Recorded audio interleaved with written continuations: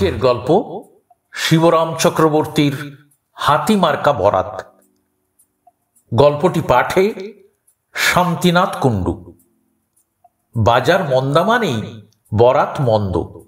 কালিকেষ্টর পর্দা খারাপ পড়েছে, ট্যাঙ্ক খালি। কয়েক হপ্তাহ থেকে টাকার আমদানি নেই। আধুলিটা সিকিটাও আসছে না। খদ্দেরের দেখা নেই কো। টাকাওয়ালা দূরে থাক, একটা টাকওয়ালা পর্যন্ত কি দেখায় না। এমনি অচল অবস্থা। কালিকেষ্ট ভাবে, খালি ভাবে, ভেবে ভেবে কুল পায় না। অর্ডার সাপ্লাইয়ের কারবার তার, সব কিছু বেচা কেনার লাভ করিয়ে তার মুনাফা। নানা রকমের মালের তার যোগানদারি, দোকানদারিও, পাইকারি আর খুচরোই। যেটি চাই আর যেটি চাইনি, আর যে জিনিস হাজার চাইলেও কোথাও পায়নি, সব তার আড়তে মজুদ। কিন্তু মজুদ মালে মজা কোথায়? মূলধন আটকে তা তো উল্টো মালিককেই আরো বেশি মজায়। মাল কাটাতে পারলে তবেই না টাকাতে ঘুরে আসে, ঘুরে টাকা হয়ে আসে। কাটা মানেই টাকা, না কাটলে সবই তো পয়মাল। মহাজনের দেনা মেটাতেই মাথার চুল বিকিয়ে যাবার জোগাড়। কিন্তু তাও বুঝি আর বিকোবে না। টেনে টেনে মাথার চুল ছিঁড়ছিল কালিকেষ্ট। ভাবনায় চিন্তায় সে পাগলের মতো হয়েছে। অবশেষে ভাবলে, না, এ জীবন রেখে কোনো লাভ নেই, গঙ্গার জলে বিসর্জন দেয়াই ভালো। সেই মতলবে সে গঙ্গার ধারে গিয়ে দাঁড়ালো।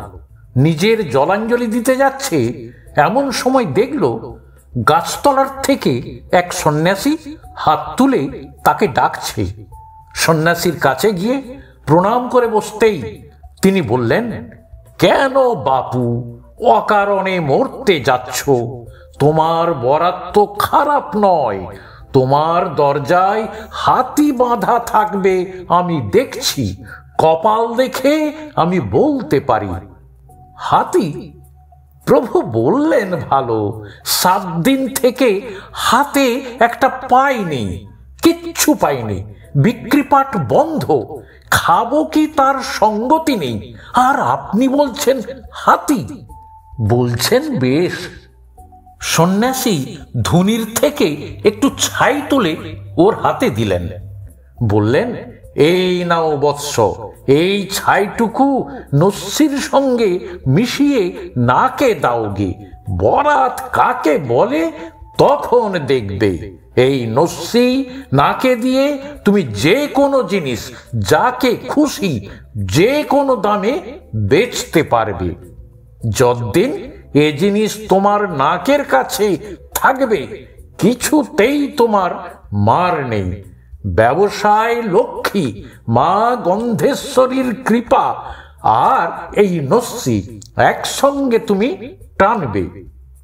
কালী তো লাফাতে লাফাতে বাড়ি ফিরল। তার নিজের আড়তেই নস্যি ছিল।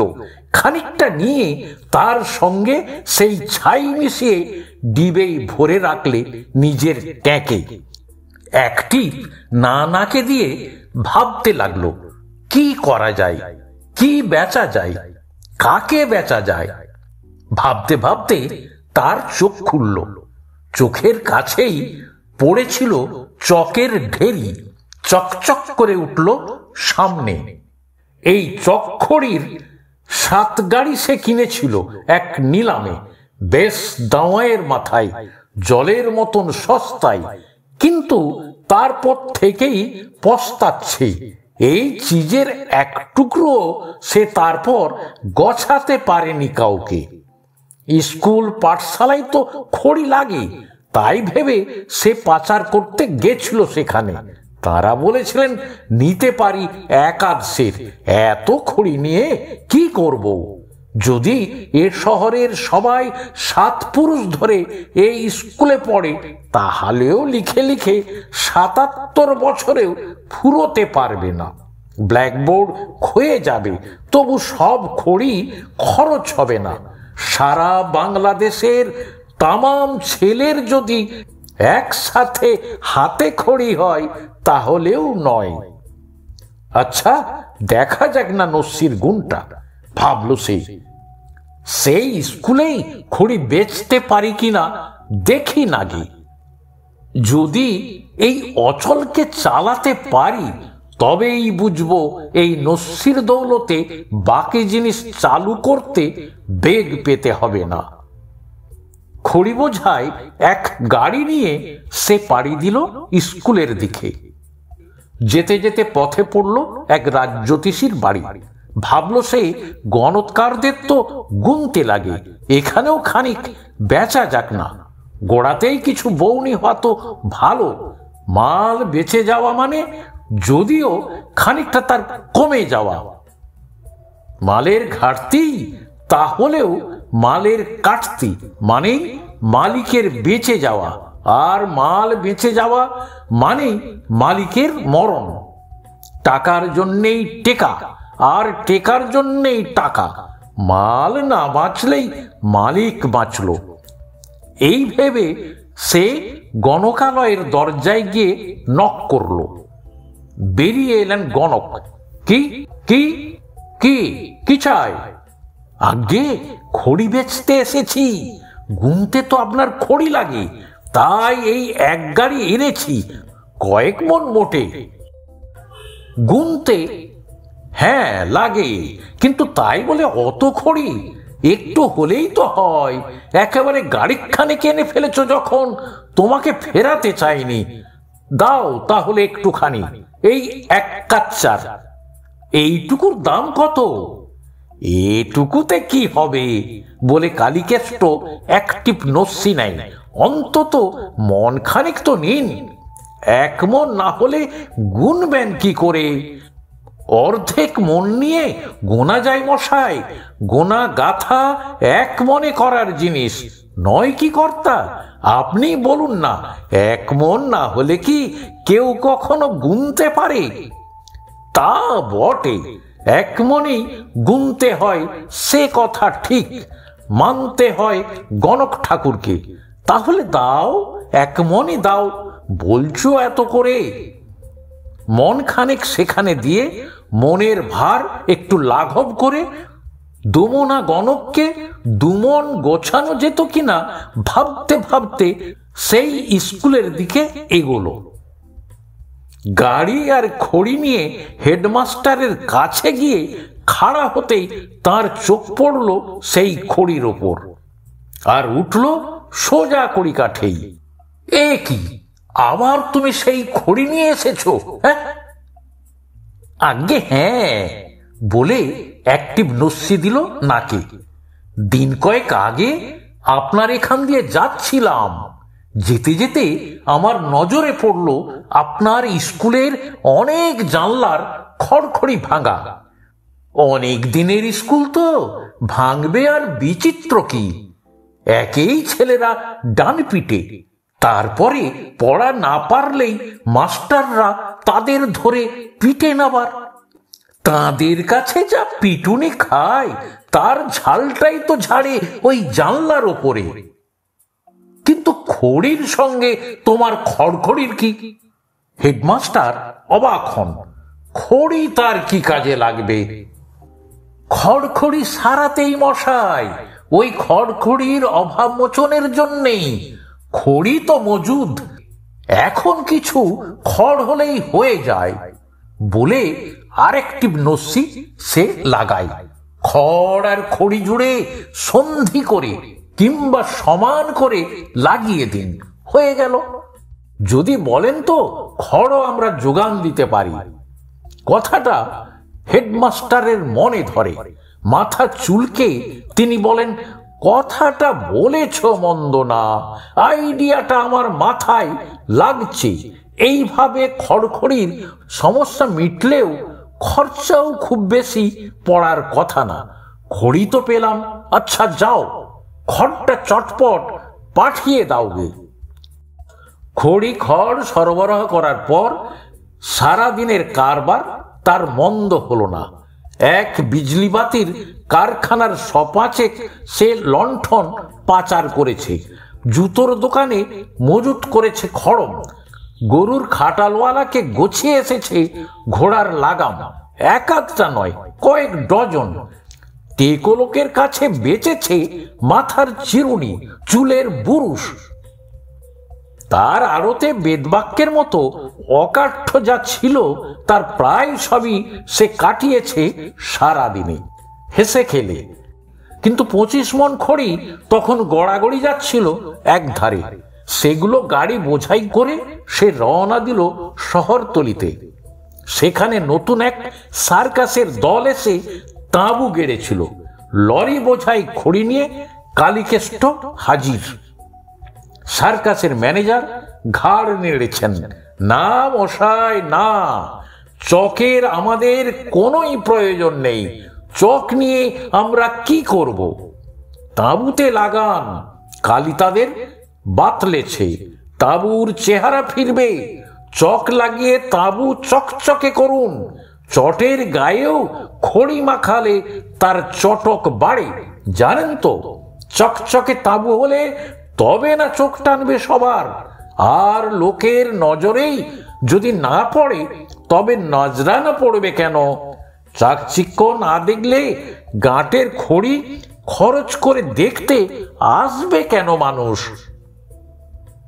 খড়ি বেচতে তারপর আর দেরি হয়নি। বেগ পেতে হয়নি বিশেষ, কিন্তু বেগ পেতে হলো বেশ। তারপরেই এক গোসাই বাড়ি মাংস থুড়বার যন্ত্র জোগাতে গিয়ে যন্ত্রটা দেখেই না তিনি এমন ভাবে না না করে উঠলেন যেন ভয়ঙ্কর এক যন্ত্রণা পেয়েছেন। নাকসিটকে বললেন, আমরা বৈষ্ণব মানুষ, মাছ মাংস তো ছুঁই নে। মাংস থোড়ার যন্ত্র নিয়ে কি করব? মাংস না খান, থোড় তো খান, এঁচড় চলে। গাছ পাটাতে তো অরুচি নেই।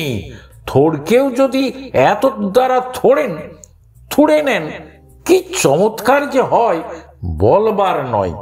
পাঁঠার মতো গাছ পাটাকেও এই যন্ত্রে ফেলে পাট করা যায়। তারপর সেই উত্তম রূপে থুড়িত সেই থোড়া এঁচড় দিয়ে, তারপরে তার সঙ্গে থোড়া গাওয়া ঘি মিশিয়ে, আহা! কালীকেষ্ট সরাত করে জীবের ঝোল টেনে নেয়। থুড়লাম না হয়, কিন্তু তারপর জিজ্ঞেস করেন গোসাই ঠাকুর, তত কিম? তারপরে কিমা, কাঁঠালের কিমা। সেই কিমার পুর দিয়ে বেসনে ভেজে চপ কাটলেট যা খুশি বানান, যা আপনার প্রাণ চাই। বিলাস বেসন একাধারে যা ইচ্ছে বানিয়ে খান। খাদ্যের যে কোনো বিলাসিতা, এঁচড়ের দো পেঁয়াজি কি থোড়ের স্বামী কাবাব। স্বামী কাবাবের নামে গোস্বামী একটু কাতর হয়েছেন, কিন্তু কাত হননি। বিলাস বেসনের কথাটাই টলেছেন, কিন্তু কাবাব হননি। থোড়াই মেশিন, থোড়াই তিনি নিয়েছেন, একখানাই মোটে। ডজন খানে কিছুতেই তাকে গোছানো যায়নি। তিনি বলেছেন, একটাই তো যথেষ্ট, দুটি মাত্র হাত আমার, 2 ডজন তো নয়। 12টা যন্ত্র নিয়ে কি করব বাপু? কহাতে চালাবো? আজ এটাই কাল ওটাই ঘুরিয়ে ফিরিয়ে চালান না, 12টাকেই কাজে লাগান এইভাবে। যন্ত্রকেও মাঝে মাঝে বিশ্রাম দিতে হয়, তাতে ভালো কাজ দেয়। বুঝলাম, কিন্তু দুটো তো মোটে বাহু। সেদিক দিয়ে বিবেচনা করলে এতগুলো নেয়া একটু বাহুল্যই নয় কি? আপনি নিজে কি আর থুড়তে যাবেন? থুড়বে তো বাড়ির মেয়েরা, গিন্নি বান্নিরাই। আর তারা যে 10 হাতে কাজ করেন তা কি আপনার শোনা নেই? তারা যদি কিমা বানাতে বসেন, কি না করতে পারেন। সামান্য এ কটা যন্ত্র কি পেরে উঠতে পারবে তাদের সঙ্গে? ভালো কথা মনে করিয়ে দিলে। কিমার কথাতেই মনে পড়ল, কিমা করবে কে? কাকিমাই নেই যে। তীর্থ করতে বেরিয়েছেন প্রয়াগ, বৃন্দাবন, মথুরা, 4 ধামে ঘুরে তারপর ফিরবেন। তিনি মথুরা থেকে ফিরলে তারপরে তো এই থুড়াথুড়ি। না বাপু, ও যন্ত্রের এখন কোনো কাজ নেই, একটাও আমার চাইনি। কালীকেষ্ট ধাক্কা খেল, এমন ধাক্কা সে সকাল থেকে খায়নি। চালের দোকানদারকে কাঁকড়ের বদলে কাঁকড় গছাতে সে বাধা পায়নি। দর্জির কাছে দরজা বেঁচে এসেছে, ঘড়িওয়ালার কাছে ঘোড়া, ডাক্তারের কাছে থার্মোমিটারের বদলে হাতুড়ি, হাতুড়ের কাছে ইঞ্জেকশনের দাবাই, রেশনের দোকানে অপারেশনের যন্ত্রপাতি চালাতেও কোনো অসুবিধা হয়নি। কিন্তু টক্কর খেল এই প্রথম। খেতেই সে টক করে নাকে হাত দিল। না, একটি নস্যি নেওয়ার দরকার। কিন্তু ট্যাঁকে হাত দিতেই তার চক্ষু স্থির। এ কি, ডিবেটা তো নেই কো, গেল কোথায়? কোথায় ফেললো ডিবেটা? কখন হারালো সে? ভাবতে ভাবতে তার খেয়াল হলো সার্কাসের ম্যানেজারের টেবিলে ফেলে আসেনি তো ভুল করে। ছুটল সে তাঁবুর দিকে। মুহূর্ত আর দেরি না করে ডিবেটা নিজের তাঁবে না আসা অব্দি তার স্বস্তি ছিল না। সার্কাসে ফিরে গিয়ে সে অবাক হয়ে গেল। ম্যানেজার হাসতে হাসতে তাকে অভ্যর্থনা করলেন, কিন্তু বিস্ময় সেজন্যে নয়।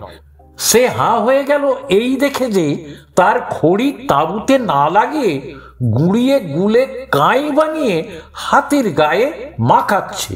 তাই ইস, কি কড়া নসিমশাই আপনার! একটু নাকে দিয়েই যা নাকাল হয়েছি, সে কথা না কানে তুলে কালই শুধালো। এ কি মশাই, খড়ি দিয়ে এ কি হচ্ছে? হাতিটার হাতে খড়ি হচ্ছে আর কি, বলল ম্যানেজার। হাতির সামনে গোদা পা দুটোর খড়িগুলো লাগাতে লাগাতেই বলল, তা তো দেখছি, কিন্তু এমন করে খড়ি মাখিয়ে হচ্ছে কি? হাতিটা বেজায় বুড়ো হয়ে গেছে কিনা, কোনো কাজেই লাগে না আর। কদিন বাঁচবে কে জানে, তাই ভাবছি এটাকে এবারে বেচে দেব। বুড়ো হাতি কিনবে কে? কালি ঠোঁট উল্টায়, তার উপর আবার ফোকলা, দাঁত নেই কো একদম। তা বটে, কিন্তু হাতিদের দাঁত বাঁধাবার ডাক্তার মেলে কোথায়? হাতিদের কি ডেন্টিস্ট আছে? হস্তি সমাজে আছে কিনা জানিনি, কিন্তু মনুষ্য সমাজে তো নেই। তাই ভাবছিলাম কি করি। আপনার নস্যির ডিবে ফেলে গেছিলেন, তার অ্যাক্টিভ নাকে দিতেই মাথা খুলে গেল। দেখলাম তাই তো, আপনার খড়ি দিয়েই তো হয়ে যায়, বেশ হয়। কি হয় মানে, এটাকে শ্বেত হস্তি বলে চালানো যায়। সাদা হাতির বেজায় দাম, জানেন নিশ্চয়ই, অতি দুর্লভ জিনিস কিনা। বটে বটে, কেমন দাম এক একটা হাতির? লাখখানেকের কম তো নয়। শ্যাম দেশে শ্বেত হস্তির পুজো হয়ে থাকে, যাকে বলে রাজ পূজা। রাজরানীরা পুজো করেন। ঐরাবতের বংশধর কিনা ওরা, দেবতা বিশেষ, বুঝলেন? তা কত দামে বেচবেন এটাকে? লাখখানেক আর কে দেবে এখানে? এ তো শ্যাম দেশ নয়। 1000 হলেই ছেড়ে দেব। ভারী পয়মন্ত মশাই এই শ্বেত হস্তি, যার দরজায় এই হাতি বাঁধা থাকে, বুঝলেন কিনা? মা লক্ষ্মী তার বাড়ি অচলা, তবে কিনা বরাত করে আসা চাই। যাত্রার দরজায় কি হাতি বাঁধা থাকে? শুনেই কালীকেষ্টর টনক নড়ে। মনে মনে সে খতায়। সারাদিনের রোজগারে 1020 টাকা তার হয়েছিল, হিসেব করে দেখে। তারপর বিশেষ বিবেচনা করে বলে, কিন্তু সত্যিকারের শ্বেত হস্তি তো নয় মশাই। সে বলে, আমারই খড়িগুলো মাখানো জাল হাতি তো বলতে গেলে, কিংবা হাতির ভেজাল তাও বলতে পারেন। টের পাচ্ছে কে? সবে তো এর হাতে খড়ি হয়েছে, পায়ে খড়ি হোক, সারা গায়ে খড়ি লাগাই, তখন দেখবেন মুনিরও মন টলে যাবে সে চেহারা দেখলে। বলে সার্কাসের মালিক আরেকটি নস্যি লাগায় নাকে, লাগিয়ে আরেক প্রস্ত হাঁচির মহড়া দেয়। তারপর আর বলতে হয় না, হাসতে হাসতেই হাসির হয় কাজ, হাসতে হাসতেই। খানিক বাদে কালীকেষ্ট সার্কাস থেকে বেরোয়, খালি হাতে নয়, হাতি হাতিয়ে, হাতির লেজ ধরে নিজের ট্যাঁক হালকা করে। তাঁবুর গেটে যে তাঁবেদার ছিল সে তাকে শুধালো, কি মশাই, পেলেন আপনার হারানো জিনিস যা খুঁজতে এসেছিলেন? না, পাইনি, তবে এইটা পেয়েছি। এই হাতিটা? হ্যাঁ, ভারী দুর্লভ জিনিস মশাই। এই সাদা হাতিটাকে বেশ দাঁওয়ে পাওয়া গেছে। দাঁওয়ে? লোকটা হাঁ হয়ে থাকে। দাঁও বই কি, লাখ টাকা একটা সাদা হাতির দাম সোজা কথা নয়। এদিকে সারাদিনের আমার আমদানি মাত্র 20,000, কিন্তু তাতেই হয়ে গেল। বিষক্ষয় করে এই হাতিটাকে নিয়ে চললাম। বেঁধে রাখবো আমার দরজায়, বেশ হবে। এখানেই শেষ হলো। আপনাদের কেমন লেগেছে জানাতে ভুলবেন না। ভালো লাগলে লাইক করবেন। ধন্যবাদ।